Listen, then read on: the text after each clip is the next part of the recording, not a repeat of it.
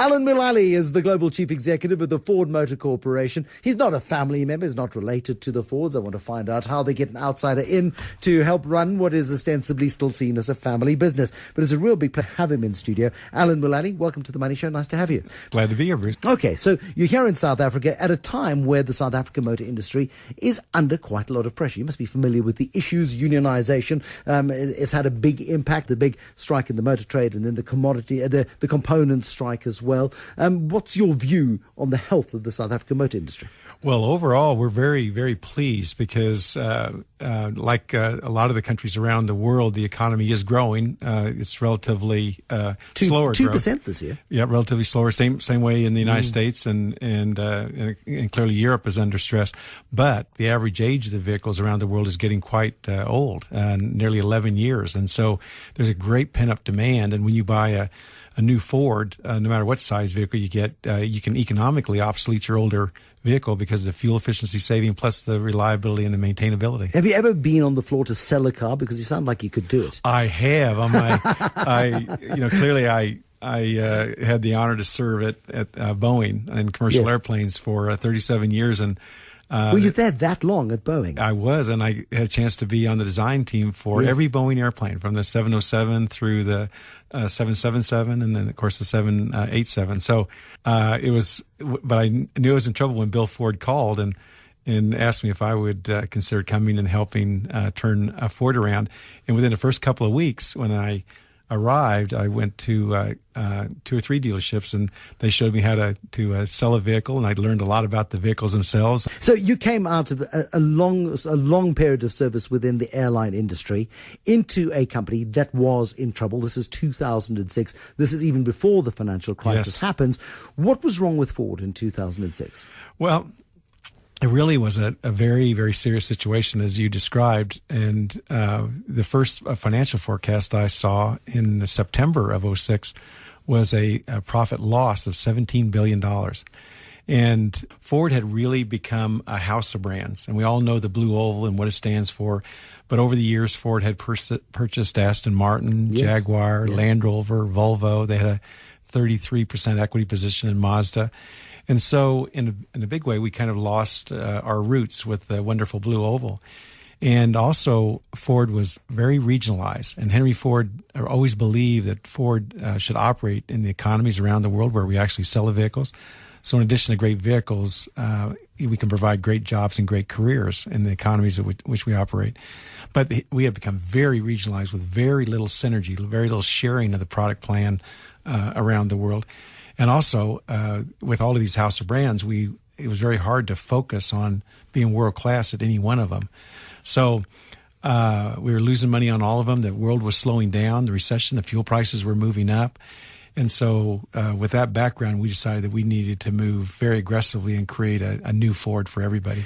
And remember, Henry Ford changed the world, as we all know, because not only did he make great cars and trucks, but he also was committed to make them affordable so that everybody around the world could feel the freedom of the open road. He wasn't that flamboyant when it came to the color palette, of course. Any color as long as it's black. He did. That really helped him at the start to standardize, but he clearly moved to supporting what the customers wanted later on.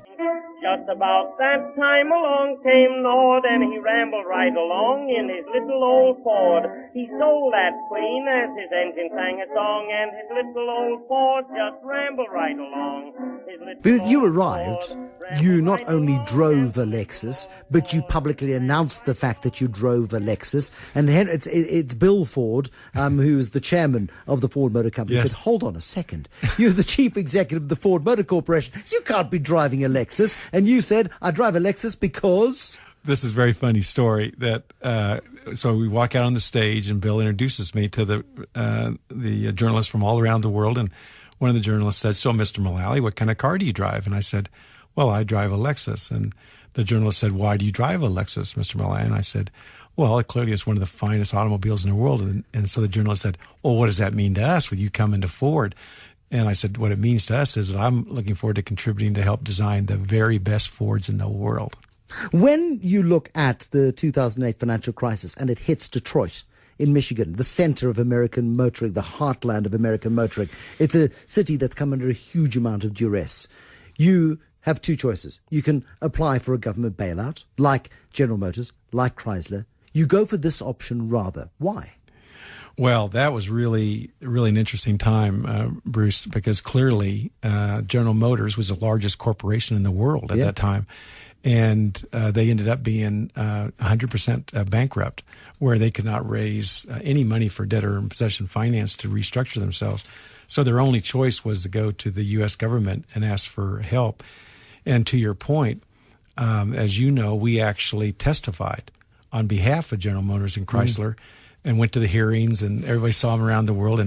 And our point for doing that was that even though we didn't need the money, that we were well along on our transformation of Ford, and we had borrowed $23.5 billion to finance the restructuring plus all these great new vehicles, and we didn't need the money. What we had determined was that if GM and Chrysler had gone into free fall, in bankruptcy, they would have taken all the supply base into bankruptcy. It would have taken the U.S. Industry into bankruptcy, and also the U.S. economy probably at that time from a recession into a depression, and affected the entire world. So it seemed to us that the most important thing is that if we could help testify on their behalf to get temporary money, that would be right thing for the industry, be right thing for the economies worldwide. But we had no idea, Bruce, the goodwill that turned out when we didn't take precious taxpayer money, and we did it our way, and we did it. We paid the loan back now, and we have a really strong balance sheet. We've reinstated our dividend. We've doubled the dividend, and we have all of our new Ford vehicles all financed. And the goodwill, every day people come into the Ford store and they're so thankful that we did it without taxpayer money. What is the future, though, of the internal combustion engine, the engineering that Henry Ford perfected? Well, I think the internal combustion engine has a lot of room for improvement going forward. And what we're going to announce tomorrow at the Johannesburg International Motor Show is a lot of the enabling technology associated with the powertrains. What exactly, tell me more about this technology you're announcing tomorrow. The big one is the EcoBoost engines, which are direct fuel injection and turbocharging. And that results in a 30% improvement in fuel efficiency and a 15% reduction in CO2. Plus, you get all this torque at the lower RPM. So from a driving point of view, you get this wonderful responsiveness. Alan Mulally, the chief executive of the Ford Motor Corporation, taking time out on his first day in South Africa ahead of the big motor show, which gets underway tomorrow. He's announcing all the stuff he told us about this evening tomorrow. So you heard it here on the Bruce, Money Show first. Go further with Ford. And go further with Ford. Is that the payoff line? There we go. Go further with Alan Mulally, chief executive of the Ford Motor Corporation. You've been very generous with your time. Thank you very much. Glad to be here. Rambled right along, and the little old Ford rambled right along. The gas ran out in the big machine, but the darned little Ford don't need gasoline. Eyewitness News, in touch, in tune, and independent. For the latest, log on to ewn.co.za or ewn.mobi.